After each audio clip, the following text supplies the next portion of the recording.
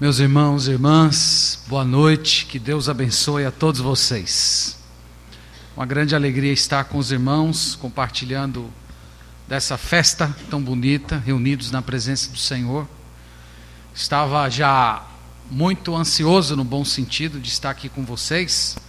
O pastor Wellington vinha dividindo as informações e falando do planejamento da igreja, e isso vinha empolgando muito o meu coração. É uma alegria então estar com os irmãos desde já. Muito obrigado pelas orações. Eu soube que os irmãos estiveram orando por nós durante esses dias e eu louvo ao Senhor por isso. Nós servimos ao Senhor na Igreja Batista Regular da Pituba, em Salvador. Nós estamos há 6 anos servindo ao Senhor naquele ministério e Deus nos tem dado a graça de fazer um trabalho junto com aqueles irmãos naquela cidade. Uma cidade muito idólatra, uma cidade muito mística, são muitos desafios ministeriais. Estava dividindo algumas coisas com o pastor Wellington, situações que a gente passa, das quais a gente não estudou em seminário para lidar com certas questões, mas nós louvamos ao Senhor pelo grupo que Deus tem juntado ali naquela comunidade. Nós encontramos naquela cidade idólatra, mística, também muitas pessoas que estão desejosas por ouvir a palavra de Deus. Nós temos uma realidade que é um pouco diferente de boa parte das nossas igrejas batistas regulares, que é um número grande de pessoas de igrejas neopentecostais. Essas pessoas têm abandonado suas igrejas e procurado igrejas que têm escola bíblica dominical. E é uma coisa muito significante como essas pessoas estão desejosas de ouvir a palavra e desejando abandonar também todas aquelas coisas que elas têm ouvido. E Deus nos tem dado a graça para ministrar a palavra dele nesse último ano, só de um grupo de mais de 50 pessoas que chegaram em nossa igreja, ansiando pela pregação do Evangelho. Algo muito marcante que testemunhei nesse último mês foi um pastor neopentecostal que teve contato com o Evangelho das Escrituras e depois, mexendo na internet, encontrou a nossa igreja e ele começou a frequentar os cultos da nossa igreja. Ele voltou para a igreja dele e testemunhou que ele não era cristão. Ele pediu perdão por todas as pregações que ele tinha pregado para aqueles irmãos. E ele abandonou completamente o ministério, está congregando na nossa igreja e diz que deseja ser pastoreado, deseja ser ensinado na palavra do Senhor. Então a gente tem tido uma realidade bem diferente. Estou contando isso para os irmãos, para pedir as vossas orações em favor disso, porque é uma situação ministerial completamente nova dentro da nossa realidade. Nós vamos fazer uma oração e depois nós vamos abrir a palavra do Senhor e vamos por alguns minutos meditar nela.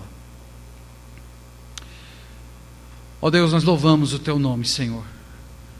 Nós agradecemos por Ti mesmo. Tu és o nosso Deus e nós somos o Teu povo. E nós chegamos, Senhor, à Tua presença, confiados no sangue do Senhor Jesus Cristo, que foi derramado como um pagamento pelos nossos pecados. Nós agradecemos a Ti, Senhor, por Ti mesmo, por Tua grandeza, por Tua beleza, Tua santidade, o Teu poder, a Tua soberania, o Teu governo sobre todas as coisas. Nós Te glorificamos, lembrando cada um dos Teus atributos, da Tua divindade, da Tua perfeição e da Tua santidade. Nós também Te louvamos por Jesus Cristo, Deus que se fez homem.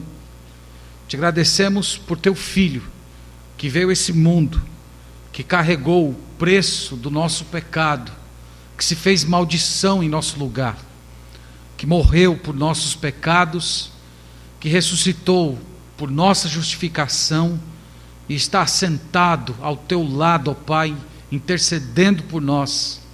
Nós Te agradecemos pelo governo dele na igreja, por ser o cabeça do Teu povo. Nós também Te louvamos pelo Espírito Santo, o Espírito que nos santifica, o Espírito que consola o nosso coração, o Espírito que nos deu o selo, que nos fez penhor do Senhor. Nós te agradecemos, Espírito Santo, por tua ação em nossa vida, nos santificando, fazendo-nos lembrar as palavras do Senhor Jesus Cristo.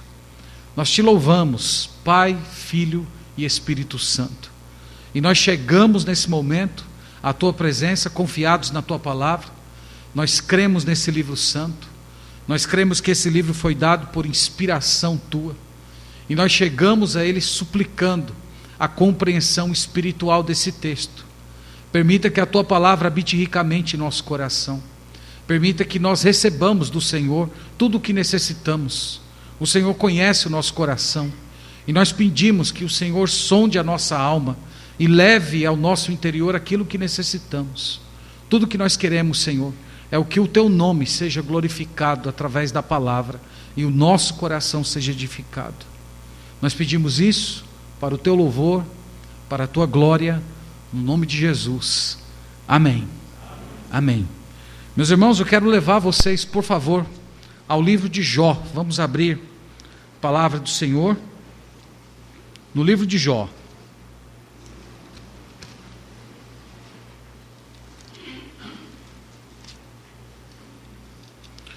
Jó é um dos personagens marcantes do Antigo Testamento. Até aquelas pessoas que não são muito familiarizadas com a Bíblia conhecem a história desse homem. Até se tornou uma espécie de um ditado popular falar de alguém que tem a paciência de Jó, mesmo que a pessoa não saiba quem ele foi. Mas eu quero, dentro da nossa conferência, que é uma conferência de família, falar com vocês um pouco a respeito desse personagem, mas eu não quero olhar para ele na perspectiva de um homem de paciência. Na verdade, eu quero olhar com vocês para Jó como um homem de família. E eu creio que Deus tem lições preciosas a nos trazer a partir da vida desse homem.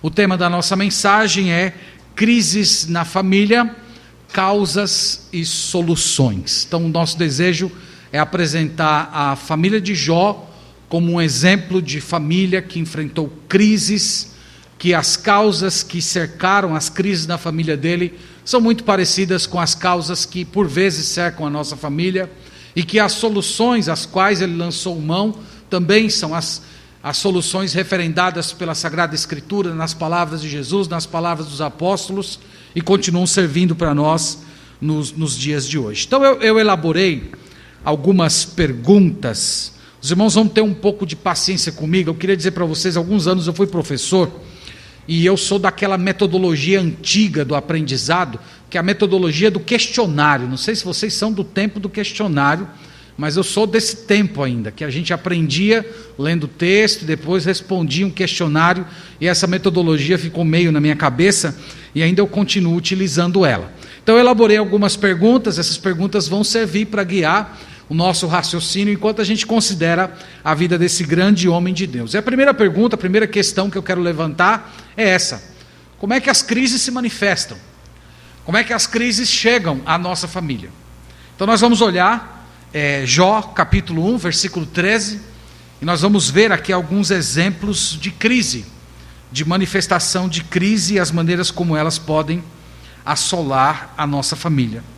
Então no capítulo 1 de Jó, no verso 13 ao verso 17, a palavra do Senhor diz o seguinte: sucedeu num dia em que seus filhos e suas filhas comiam e bebiam vinho na casa do irmão primogênito, que veio um mensageiro a Jó e lhe disse: os bois lavravam e as jumentas pasciam junto a eles. De repente, deram sobre eles os sabeus e os levaram, e mataram aos servos a fio de espada. Só eu escapei para trazer-te a nova. Falava este ainda, quando veio outro e disse: fogo de Deus caiu do céu, e queimou as ovelhas e os servos, e os consumiu. Só eu escapei para trazer-te a nova. Falava este ainda, quando veio outro e disse: dividiram-se os caldeus em 3 bandos, deram sobre os camelos, os levaram e mataram aos servos a fio de espada. Só eu escapei para trazer-te a nova. Então, como é que as crises se manifestam? Uma das formas pelas quais a crise se manifesta em nossas famílias é por meio de perdas financeiras.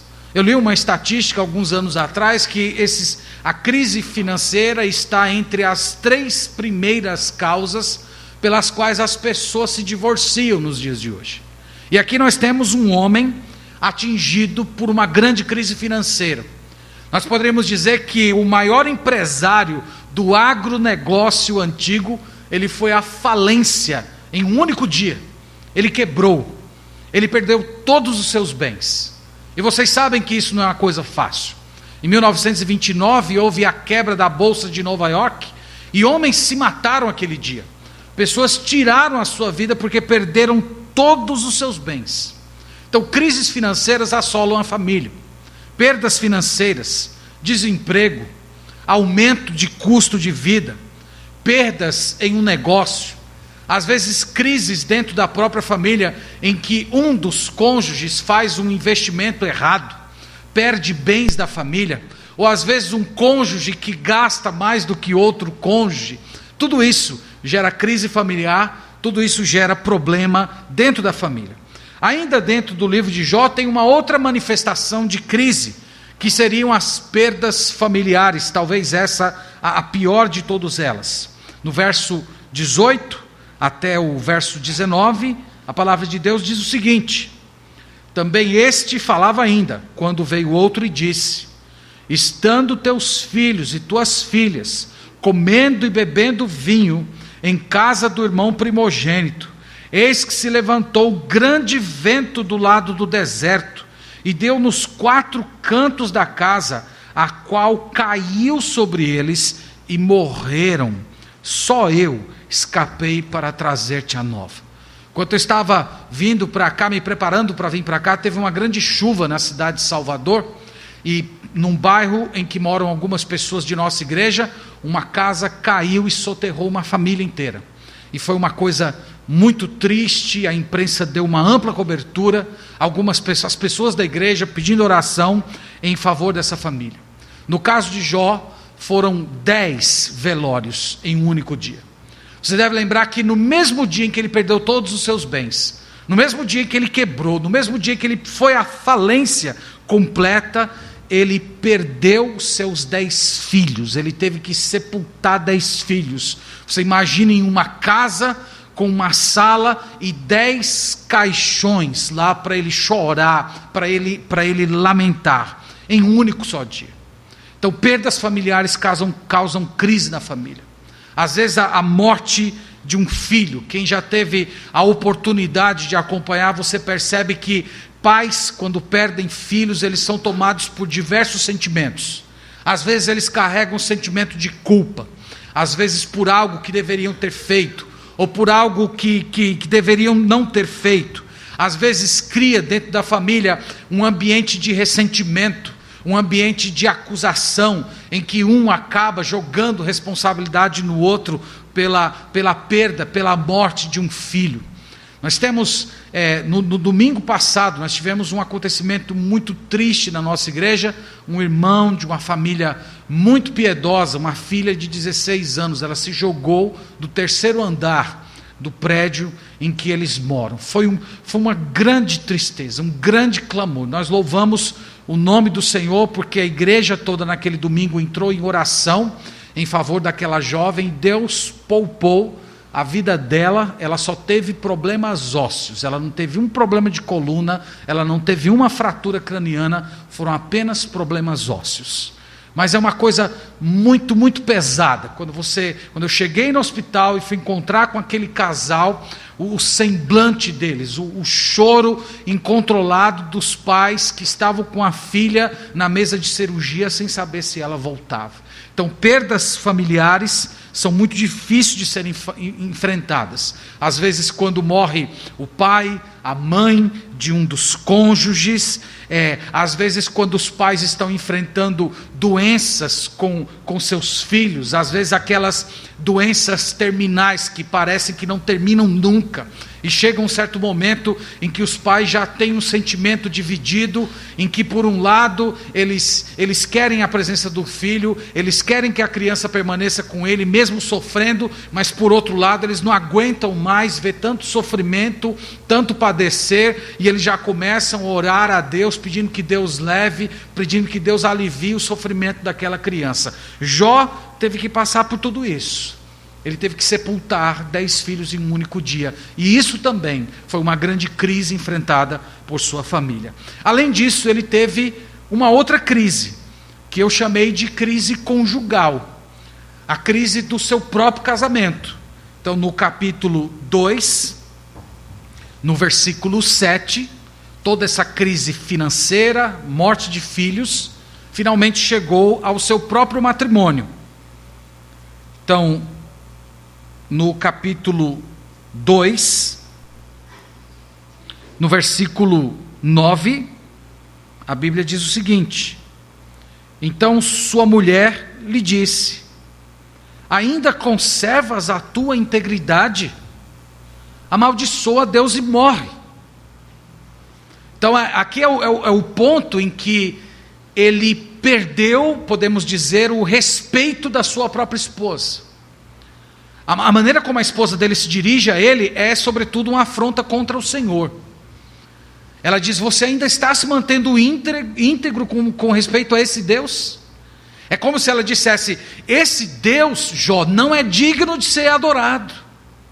Um Deus que faz tudo isso com você, um Deus que rouba a sua saúde, um Deus que tira os nossos filhos, um Deus que toma todas as nossas riquezas, que nos deixa na pobreza, na falência. Um Deus assim não merece ser adorado, um Deus assim não merece ser tratado com respeito, com adoração, com reverência. É melhor você dizer palavras de maldição e morrer de uma vez por todas. Então essa crise chegou ao seu próprio casamento. A Bíblia diz que esse homem ficou doente, terrivelmente doente. Eu não sei se você consegue imaginar isso, mas imagina aquele homem, depois de perder tudo, depois de sepultar 10 filhos, ele começa a sentir uma coceira na pele, e aquela coceira vai se tornando profunda, aparecendo manchas vermelhas, e começam a estourar feridas, e feridas purulentas, e ele começa a se coçar, e a esposa dele, observando todo aquele sofrimento físico, emocional, espiritual, ela simplesmente ouve tudo aquilo que Satanás estava planejando para o próprio Jó, que ele amaldiçoasse e que ele blasfemasse contra Deus. Então esse tipo de coisa chega na família. Às vezes um dos cônjuges que não aguenta mais, um dos cônjuges que não suporta mais o peso da provação, um dos cônjuges que às vezes até propõe abandonar a fé, dar as costas para o Senhor. Ou às vezes do outro lado também acontece um cônjuge que de repente cai num estado de doença e de invalidez. Novamente, nós tivemos uma situação dessa na nossa igreja, com um homem um médico, um homem atlético, não sei quem já foi em Salvador, mas tem a Baía de Todos os Santos, são 13 quilômetros de braço do mar. Ele tinha costume de atravessar a Baía de Todos os Santos nadando, um homem muito, muito, muito vigoroso. De repente ele teve um infarto, e ele está ainda hoje completamente inválido, deitado numa cama. Ele não conversa com ninguém, ele está em estado vegetal, e ele é pai de 2 crianças, uma de 6 anos e um de 5 anos. Essas coisas acontecem, essas coisas chegam na família. Uma doença inesperada, uma doença que de repente tem que tomar todos os recursos da família para cuidar daquela pessoa. E a doença também chegou na casa desse homem. Nós poderíamos citar, além dessas que temos aqui no texto sagrado, há outras coisas que normalmente chegam na forma de crise dentro da família. Às vezes o desinteresse de um dos cônjuges, às vezes o individualismo de um deles, às vezes aquele ambiente de grosseria dentro de casa, em que não se respeitam mais, em que não se tratam mais com amor, com gentileza, simplesmente estão se tratando todo o tempo em burdoadas. Às vezes a crise chega na forma de traição, quando dos cônjuges simplesmente vira a mesa e atenta contra a santidade do matrimônio, indo se relacionar com outra pessoa. Às vezes as crises chegam na forma de problemas familiares, não conseguir lidar com sogro, sogra, cunhados e etc. Irmãos, há de fato muitas e muitas situações diversas que atentam contra o nosso casamento, que estão cercando a nossa família e que estão prontas a gerar crises profundas dentro de nossa casa. Isso nos leva à segunda pergunta: como reagir às crises? Já que as crises podem chegar de maneiras tão diversas, de todo tipo que nós podemos imaginar, como é que nós podemos reagir às crises? Então, eu quero mostrar na vida de Jó como é que foi que ele reagiu, mas eu quero mostrar para vocês que antes de qualquer reação, na hora da provação, ele teve um tipo de reação que eu chamei assim de ação preventiva. Porque de fato esse homem, ele construiu uma vida, ele construiu um relacionamento com o Senhor, que de tal modo que quando a crise de fato assolou a sua vida, ele estava pronto. Ele trabalhou de uma forma preventiva. Vamos olhar no capítulo 1, versículo 1. Capítulo 1, versículo 1. Aqui você vai ver que Jó, ele se preparou para a crise. Diz assim a palavra do Senhor, verso 1: havia um homem na terra de Uz, cujo nome era Jó, homem íntegro e reto, temente a Deus e que se desviava do mal. Aqui nós temos a prevenção, a preparação do coração antes da crise. A palavra de Deus diz que esse homem, ele tinha um caráter irrepreensível. O texto sagrado chama de íntegro e reto. É para dizer que ele era um homem correto. É para afirmar que ele era um homem verdadeiro. É para nos dizer que Jó era aquele homem que não tinha brechas na sua vida, que ele não tinha pontas soltas. Talvez usando uma palavra do Novo Testamento, a palavra irrepreensível, que é para dizer a ideia de alguém que não é perfeito, mas ele não tem aquelas falhas de caráter grosseiras que você pode apontar e questionar a integridade daquela pessoa. Ele era uma pessoa assim, era um homem que ele ensinava através das suas palavras, mas a sua própria vida já era um testemunho do Deus que ele servia. O texto também diz que ele era temente a Deus e que se desviava do mal. Essa ideia de temor do Senhor é uma ideia amplamente desenvolvida no Antigo Testamento. O temor a Deus é reverência por Deus, é respeito por Deus, mas é sobretudo aquele sentimento em que você leva Deus em conta, em que aquilo que Deus requer de você é mais importante do que aquilo que as pessoas esperam de você. Uma pessoa temente a Deus é uma pessoa que, antes de se preocupar com as expectativas das pessoas, ela se preocupa com aquilo que Deus requer dela. E entre agradar a Deus e agradar as pessoas, tal pessoa sempre opta por agradar ao Senhor. Isso significa temer a Deus. E Jó era um homem assim. Mas ele também era um homem de família. No versículo 4, tem algo bem interessante. Diz o seguinte: seus filhos iam às casas uns dos outros e faziam banquetes, cada um por sua vez, e mandavam convidar as suas 3 irmãs a comerem e a beberem com eles. Irmãos, Jó era um homem que promovia a união no lar. Ele criou um ambiente em que a família dele, de fato, era uma família piedosa. Pela maneira como o texto sagrado descreve, nós percebemos que os seus filhos eram unidos, que não havia ali um ambiente de inveja, de ciúme.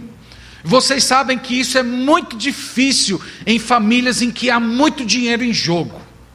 Quando se há muito dinheiro em jogo, os filhos já vão crescendo com uma certa rivalidade, com um certo sentimento de inimizade. cada um fazendo as contas do que vai receber, ou cada um cobrando aquilo que não recebeu. Mas aqui nós vemos que os filhos de Jó, eles tinham uma alegria, eles tinham uma harmonia, eles celebravam a vida com muita comunhão. E isso, irmãos, era por conta do papel do seu pai.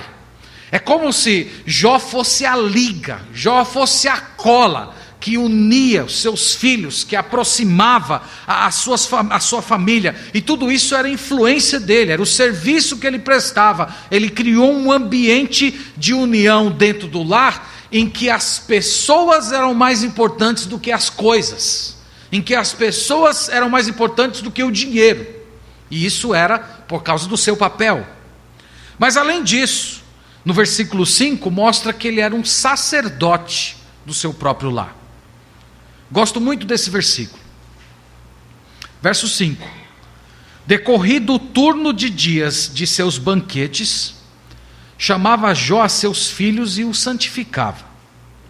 Levantava-se de madrugada e oferecia holocaustos segundo o número de todos eles, pois dizia: talvez tenham pecado os meus filhos e blasfemado contra Deus em seu coração.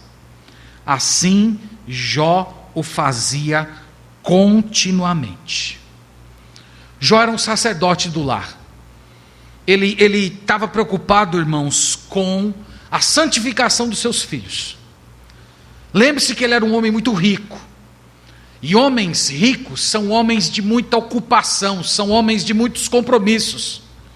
Mas mesmo em torno de uma agenda muito cheia, ele cuidava da sua família, ele zelava da sua família. Eu tenho certeza que nenhum de nós aqui tinha mais compromissos, mais obrigações, mais agenda do que esse homem. Mas no meio dessa agenda, o texto diz que ele continuamente, isto é, ele regularmente, não era uma coisa que ele fazia uma vez perdida, mas todo o tempo ele estava preocupado com a santificação da sua casa. E tem algo que me chama a atenção nesse versículo, que é quando diz assim: talvez eles tenham pecado os meus filhos e blasfemado contra Deus em seu coração. Isso me chama a atenção, porque esse homem era um homem que se preocupava com o que havia dentro do coração dos seus filhos.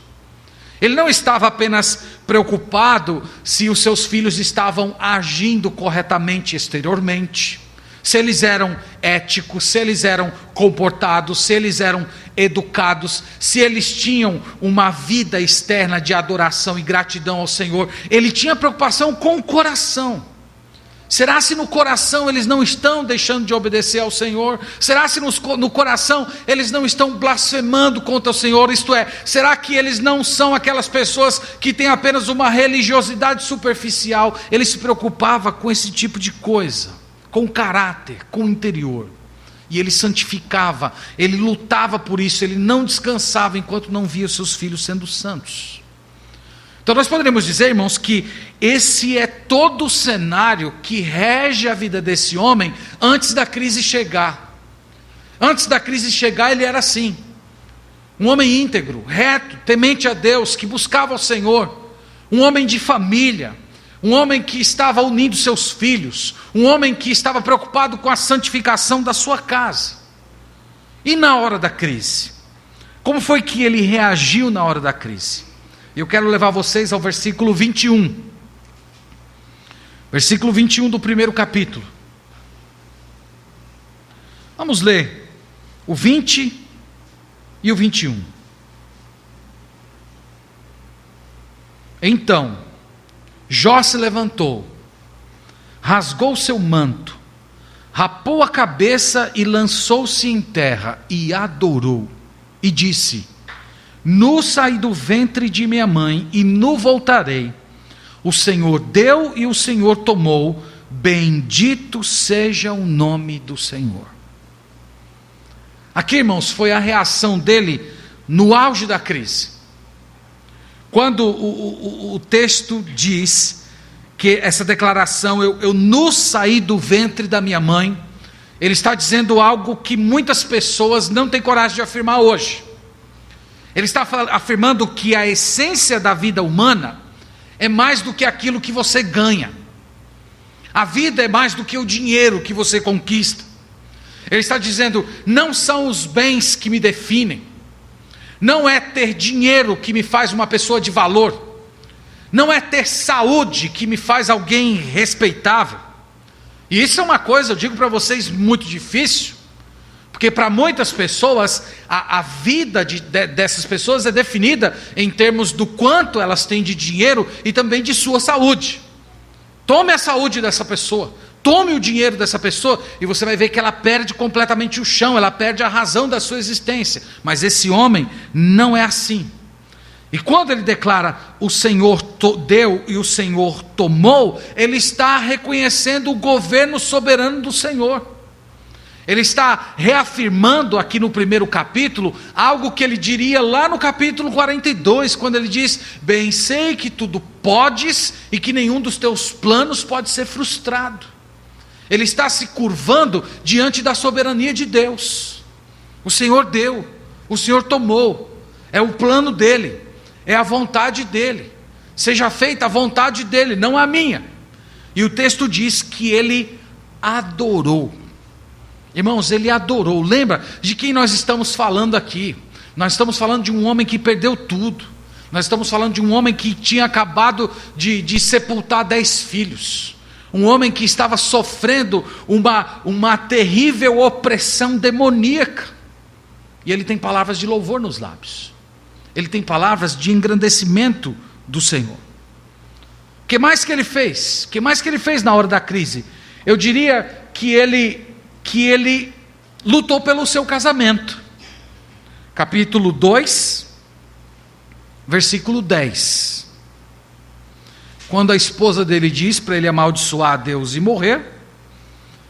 Verso 10, mas ele respondeu: falas como qualquer doida. Temos recebido o bem de Deus e não receberíamos também o mal? Em tudo isto, não pecou Jó com os seus lábios. Eu sei que numa leitura imediata chama logo a nossa atenção o fato dele ter dito que a sua esposa estava falando como uma doida. Mas tem algo, irmãos, que é muito mais glorioso. Quando ele diz assim: nós recebemos o bem de Deus até hoje, por que nós não podemos receber o mal? Ele está dizendo para ela: vamos aceitar a vontade de Deus. Vamos juntos nos curvar diante da soberania do Senhor. Vamos juntos nos colocar como sendo servos, como sendo submissos. Ele está tentando trazer a esposa de volta para ele. Porque a esposa dele, infelizmente, estava se curvando diante da própria astúcia do diabo, que estava, vocês conhecem a história, o grande plano do diabo, a grande ideia do diabo é que ele iria trair o Senhor, que ele iria blasfemar contra o Senhor, e quando ela chama ele a blasfemar contra o Senhor, ela está simplesmente repetindo os planos de Satanás, e ele está tentando trazer a sua esposa, ele está tentando trazer a sua esposa para perto de si, para perto do Senhor. Ele está lutando pelo seu casamento. Então foi isso que ele fez na hora da crise. Ele lutou pela família. Ele lutou pelo coração da sua esposa. Ele queria ver o coração da sua esposa submisso ao Senhor, do mesmo jeito que o dele estava naquele momento. Então foi isso que ele fez no momento da crise. O que mais que ele fez no momento da crise? Ele orou. Do capítulo 3 até o capítulo 38. Jó ora. Ele ora. Ele só ora. Ele trava uma espécie de luta com seus amigos, mas no final das contas, as lutas que ele está travando de fato são com o Senhor.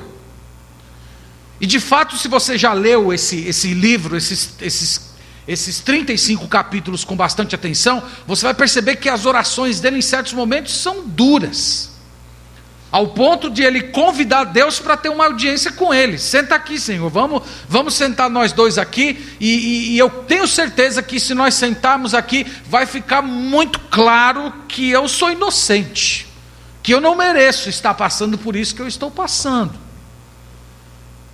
Por mais, irmãos, que em certos momentos ele tenha orado e dito até algumas coisas duras, pelas quais o Senhor não levou em conta e entendeu o momento que ele estava vivendo, mas tem uma coisa que chama a atenção: ele não parou de orar.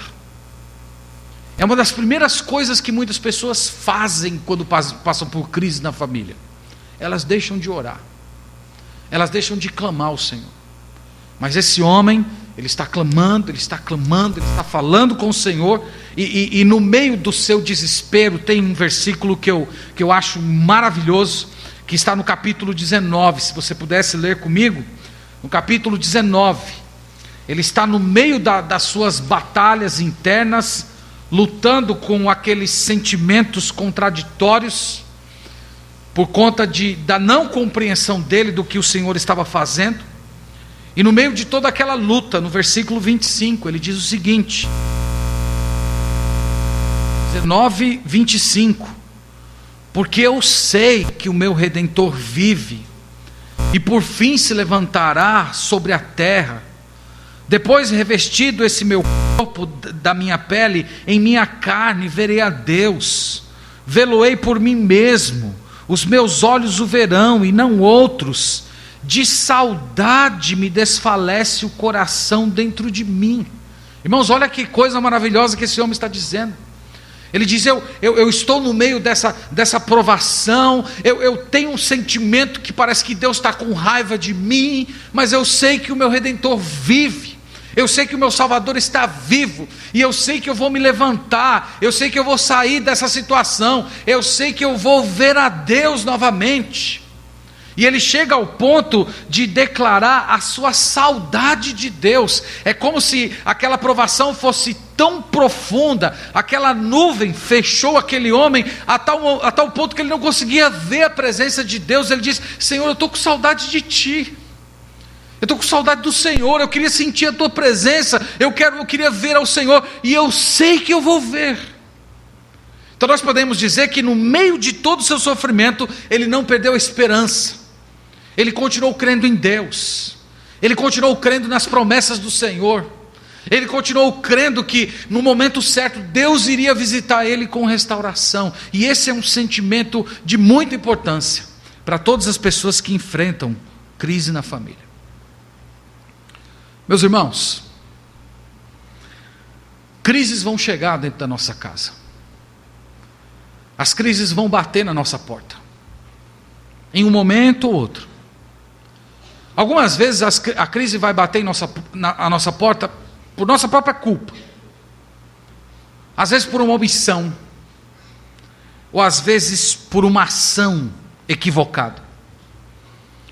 Outras vezes as crises vão bater não porque fizemos alguma coisa errada, mas simplesmente porque nós vivemos num mundo de pecado. Nós vivemos num mundo caído. Lembra que Deus disse a Adão, maldita é a terra por tua causa, tu colherás cardos, abrolhos. Então nós vivemos em um sistema completamente contaminado pelo mal, pelo pecado, e isso chega à nossa vida em algum momento.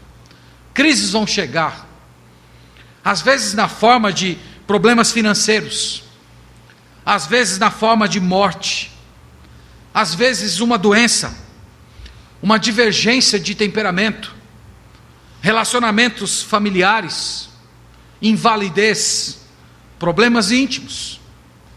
Às vezes a crise vai chegar pelo próprio ataque do diabo, como foi a que aconteceu na vida desse homem. Enquanto nós estamos nesse mundo, nós sempre vamos enfrentar as astúcias do demônio, às vezes vindo na forma de um leão, como diz 1 Pedro 5,8, que ele é um leão que está rugindo ao nosso redor, querendo nos devorar. Às vezes ele chega com todas as forças, com ondas tentando nos afogar. Outras vezes ele chega astuciosamente, como uma serpente, tomando lugar, invadindo a nossa família, e quando nós percebemos, ele já está dentro da nossa casa. Nós teremos que enfrentar essas coisas. Eu queria dizer para você que depois do Senhor Deus, do nosso Senhor Jesus Cristo, do Espírito Santo, a pessoa que mais conhece você é o diabo. É a pessoa que mais te conhece. Quando Deus chegou para Jó e disse assim: você já observou meu servo Jó? Ele podia ter dado muitas respostas. Ele poderia ter dito: eu não tenho condição de conhecer cada habitante desse planeta, né? O planeta tem milhões e milhões de pessoas. Você está me perguntando de uma pessoa? Ele diz: eu conheço, eu sei quem é, inclusive tenho até uma reclamação para fazer, porque ele só é desse jeito aí, porque tudo que ele toca a mão vira ouro. Então é fácil ser um crente desse jeito.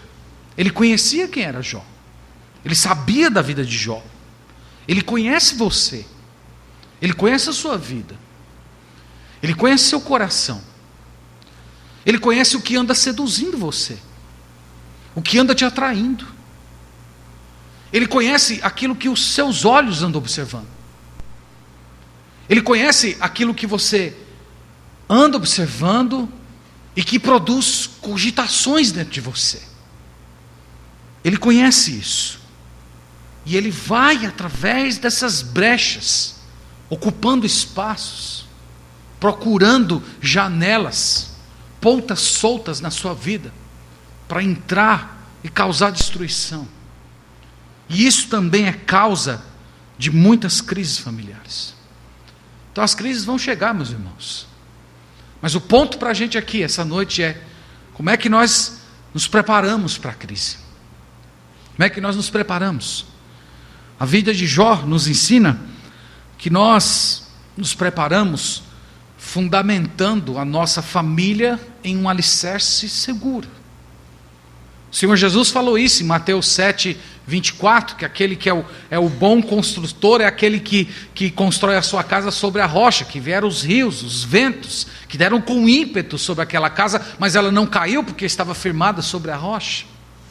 Nós precisamos construir uma família em Deus, fundamentada no Senhor. A família de Jó não era fundamentada no dinheiro. A família de Jó não era fundamentada nos diplomas que os seus filhos tinham. A família dele era uma família santa. Deus habitava a casa daquele homem. A presença de Deus era percebida ali. Então quando Deus não habita dentro da nossa casa, quando Deus é uma pessoa que não constitui o alicerce da nossa casa, nós temos uma família que está fadada ao fracasso. Às vezes nós somos crentes em Jesus, mas nós estamos construindo a nossa casa do mesmo jeito que os ímpios estão construindo. Falta Deus, falta a presença do Espírito Santo, falta oração, falta desejo pelo Senhor, falta Cristo dentro daquela casa. Então nós construímos uma família segura, nós nos preparamos para o dia da crise, fundamentando a nossa família no Senhor, construindo nele.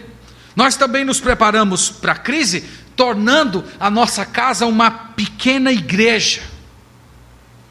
Os pais santificando seus filhos, criando um ambiente em que os seus filhos são ensinados, são edificados, eles aprendem a amar o Senhor. Às vezes eu tenho um filho de 12 anos, e muitas vezes nós que somos pais, somos tentados a valorizar os aspectos externos dos nossos filhos. Então nós olhamos para os nossos filhos e vemos: não, meu filho é educado, ele trata bem os professores, ele tira boas notas na escola, ele respeita os colegas, não tem nada com comportamentos depravados. E nós olhamos para essas coisas e nós ficamos satisfeitos. Mas, meus irmãos, nós não devemos desejar que os nossos filhos sejam apenas éticos. Nós devemos desejar que os nossos filhos sejam santos, que eles sejam de Deus, que antes de ser os nossos filhos, eles sejam filhos do Senhor, que eles tenham Cristo como Salvador, que eles tenham crescimento espiritual, que eles se desenvolvam na graça e no conhecimento, que eles tenham desejo por Deus, amor pelas coisas espirituais, disposição em servir ao Senhor. Nós olharmos para o coração dos nossos filhos e vermos que eles têm piedade verdadeira, e que essa piedade, ela não depende de nós, mas flui do próprio coração deles com o Senhor. Preocupação com a alma. Às vezes nós estamos preocupados com a formatura, nós estamos preocupados com a faculdade, nós estamos preocupados com os bens futuros, a carreira que eles vão construir, e todas essas coisas são importantes e têm o seu lugar, mas em primeiro lugar deveria ocupar o nosso coração o desejo que eles fossem do Senhor. Foi assim que esse homem se preparou. Seus filhos eram santificados, não eram apenas éticos. Eu quero dizer para você essa noite que essa é a maneira preventiva de você se ocupar, já que um dia a crise vai chegar dentro da sua casa de uma forma ou de outra. É dessa maneira que você se prepara para a chegada dela. Mas como reagir à própria crise? A crise em si, quando de fato a provação chegou, o que nós fazemos naquele momento? Jó também nos ensina.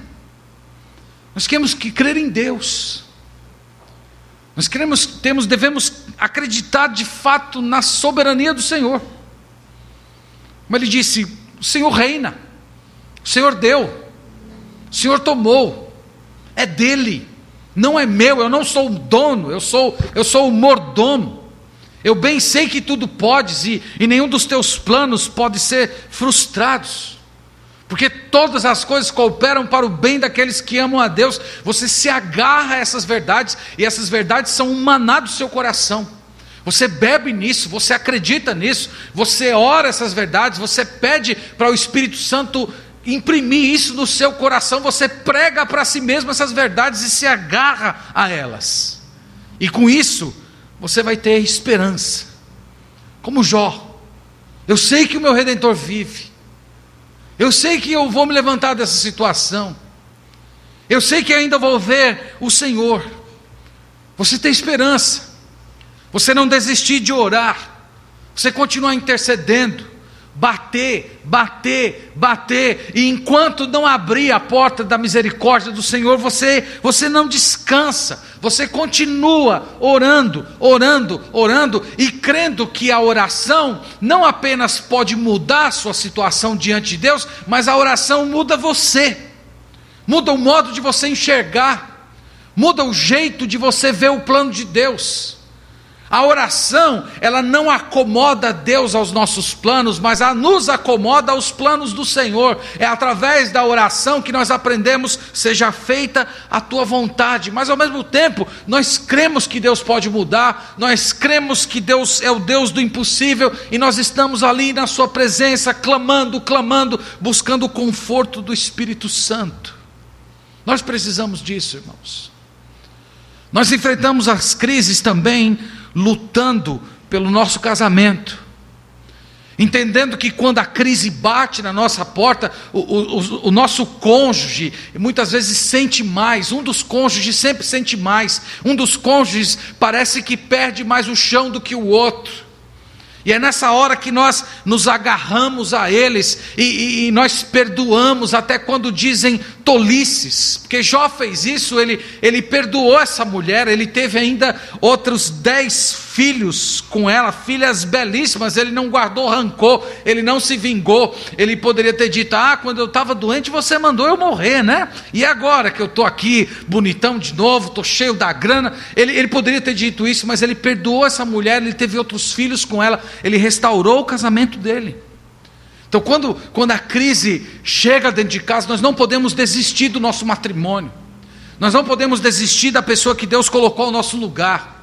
E se nós estamos convivendo com uma pessoa que sentiu mais o peso da provação do que nós estamos sentindo, nós temos o compromisso de lutar pelo coração do cônjuge, trazer de volta, orar, lembrar que nós precisamos do Senhor, e com o Senhor Ele restaura, e nós podemos experimentar um bom casamento. Mas tem mais uma coisa importante, e eu quero ler com vocês um versículo, capítulo 31. Isso é uma coisa muito recorrente, E eu quero falar disso no domingo de manhã, especificamente no domingo de manhã. Eu quero tratar desse assunto. No capítulo 31, versículo 1, Jó está no meio de suas defesas. E ele diz assim: fiz aliança com os meus olhos, como pois os fixaria eu em uma donzela? Jó recebeu muitas acusações dos seus amigos. Os amigos dele chamaram ele de blasfemo, chamaram ele de explorador, disseram que Deus tomou os bens dele porque ele explorava os pobres, que ele tomava dinheiro das viúvas. E dentre várias acusações que ele teve, ele ouviu essa, de que ele estava sendo punido com todas aquelas coisas porque ele havia cometido o pecado de adultério. E ele, no meio de toda aquela tormenta, ele diz essas palavras: eu fiz uma aliança com os meus olhos. Como é que eu ia colocar os meus olhos em uma donzela? Eu tenho um compromisso. Eu fiz um pacto com os meus olhos. Eu não coloco os meus olhos em outra mulher que não seja minha esposa. É isso que ele está dizendo. Isso, irmãos, é muito apropriado, porque momentos de crise na família são momentos em que, normalmente, situações como essa assolam uma casa. Situações de possibilidade de infidelidade. E esse homem diz: eu fiz uma aliança com os meus olhos. Mesmo minha esposa não querendo conversa comigo, mesmo minha esposa dizendo: morra, eu fiz uma aliança, eu tenho um pacto, eu tenho um compromisso que eu não abro mão. Isso é uma postura e uma atitude muito apropriada para aqueles que estão vivendo crises profundas no casamento. Não tem separação. O que Deus uniu, o homem não separe. Eu vou fugir das paixões da mocidade, como disse o Paulo ao jovem pastor Timóteo. Eu sei que Deus odeia o divórcio. Eu sei que digno de honra que seja o casamento e o leito sem mácula, porque Deus irá punir os impuros, aqueles que atentam contra a santidade do matrimônio. Diz isso em Hebreus 13:4. Essas são decisões importantíssimas que precisam ser tomadas numa ocasião de crise. Queria falar agora com você que não é casado. Você está aqui, uma conferência de família, mas tem algo importante para você que ainda não casou. Vi muitos jovens aqui na igreja, jovens. Se prepare para casar. Se prepare para casar. Se prepare para casar espiritualmente, desenvolvendo esse tipo de caráter aqui. É um bom alvo para você. Eu quero me preparar para ser como Jó. E as moças dizendo: eu quero me preparar para ser como a esposa de Jó, não, viu? Para ser como Jó também. Se preparar para o casamento. Uma coisa que eu sempre falo lá, Deus pela misericórdia dele tem nos dado um grupo de jovens muito piedosos. E eu falo para eles o seguinte: vocês precisam ser fiéis ao cônjuge de vocês. Você, mas pastor, eu nem casei, não tenho nem namorado, não estou noivo. Pois é, mas você tem que ser fiel a ele, a ela. Porque a ideia, e essa é uma ideia do mundo, a ideia do mundo é que enquanto você está solteiro, assim, você está livre para todas as possibilidades e ter suas experiências, experimentar suas coisas. Depois que casou, não, aí você vai ser fiel, eu creio. Não, eu quero ser fiel antes. Eu vou me guardar para essa pessoa. A única pessoa que eu quero tocar nas mãos, que eu gostaria de dar um beijo, é o meu esposo, a minha esposa. Eu não quero conhecer outra pessoa. E eu quero me preparar para essa pessoa. Eu nem conheço, mas eu sei que lá no livro de Deus, Deus já estabeleceu o dia que os nossos olhos, né, vão se cruzar, né? Bate o olho lá e o coraçãozinho aparece. Deus já estabeleceu esse dia. E você crê nisso. E por você crer nisso, você se prepara. Você ora por essa pessoa, você nem a conhece, mas você já ora por ela. Você já está olhando para a sua própria vida. Que tipo de caráter eu preciso ter para ser um bom esposo, para ser uma boa esposa? Que tipo de aptidões eu preciso desenvolver na minha vida pessoal, na minha vida emocional? Que tipo de pessoa eu preciso ser? E você já ora por isso, você já busca isso. Você conversa com os irmãos mais velhos da igreja. Eu peço isso, pastor, muito lá na igreja, para os jovens, assim, quando terminar o culto, vocês não fiquem fechados apenas no grupo de vocês. Eu sei que é muito gostoso, porque vocês têm a mesma idade, vocês têm as mesmas ideias e estão antenados com as mesmas coisas, mas façam um esforço depois do culto e vão conversar com as famílias, vão conversar com os casais, vão conversar com os irmãos idosos da igreja. Ouçam eles, ouçam a sabedoria deles, ouçam as histórias deles, aprendam com eles, porque eles já passaram por esse caminho que você está hoje. Se permita ser aconselhado, faça perguntas. E é desse jeito, ouvindo os homens e as mulheres de Deus, que nós vamos aprendendo sabedoria, nós vamos aprendendo a crescer, nós vamos aprendendo a maturidade que Deus requer para você no dia que você for casar. Então você já tem um compromisso diante de Deus com essa pessoa que você nem conheceu ainda, ou com essa pessoa que você acha que conheceu.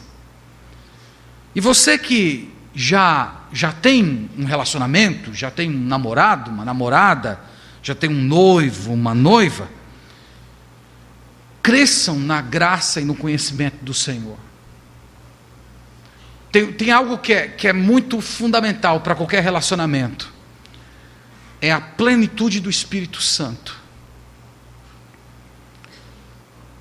Gálatas capítulo 5, verso 22, eu sempre pensei, né, que aqueles versículos, assim, eu sei que Paulo não tinha em primeira mão a família ali, homem, mulher, mas irmãos, todos aqueles frutos são essenciais para um casamento. Amor. Você quer casar com uma pessoa que tem amor por você? Você não quer? Alegria.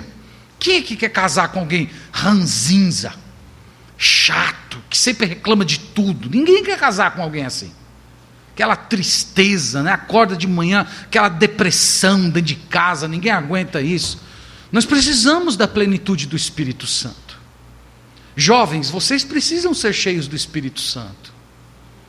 Então hoje já é o tempo de você começar a curvar seus joelhos e dizer assim: Senhor, me encha com o teu Espírito. E eu vou dizer para você uma coisa absolutamente certa: Deus vai ouvir essa oração, Ele tem prazer de ouvir essa oração. Ele já prometeu na palavra dele que Ele vai ouvir essa oração. Lucas capítulo 11, versículo 13: se vós que sois maus, sabeis dar boas dádivas a vossos filhos, quanto mais o vosso Pai Celeste não dará do seu Espírito a todos aqueles que o pedirem? A Bíblia está dizendo: se você pedir, Deus vai te dar.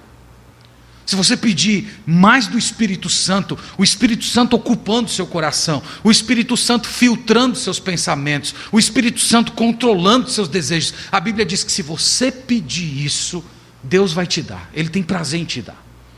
E essa é uma coisa fundamental para o seu relacionamento hoje. Você construir uma casa, um projeto de uma casa em que há duas pessoas cheias do Espírito Santo. Então coloque Deus no seu relacionamento. Orem juntos. Leiam as Escrituras juntos. Leiam bons livros juntos.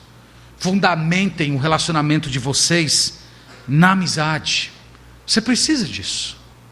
Você precisa disso para ter uma família feliz. E eu quero terminar, irmãos, falando com as pessoas, ou com a pessoa que chegou aqui essa noite e ainda não entregou sua vida ao Senhor Jesus Cristo. Talvez você tenha vindo essa noite aqui por muitos motivos. Talvez você teve um daqueles convites constrangedores. Alguém da igreja ligando para você: ó, vai ter uma conferência de família lá, hein? Conto com você. Depois encontrou você de novo: olha a conferência. E hoje à tarde de novo: ó, está lembrado da conferência? Aquele pedido constrangedor que você não tem como dizer não, nem que não queira. Talvez você veio aqui para agradar alguém, Ou quem sabe você veio aqui porque está precisando de ajuda mesmo. E eu quero lhe dizer, foi Deus que trouxe você aqui.